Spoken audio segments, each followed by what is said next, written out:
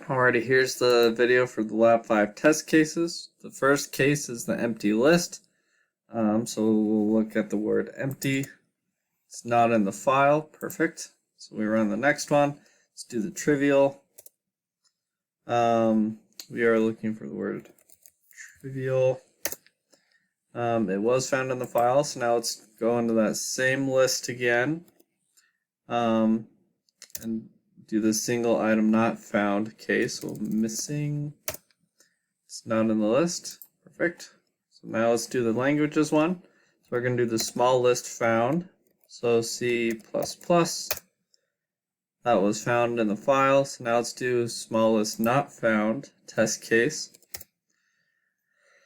And that's Lisp, was not in the file. Perfect. Now let's do the big list found.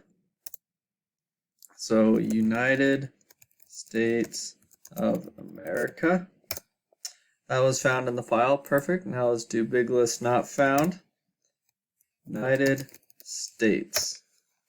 There we go. And that is all the test cases for Lab 5.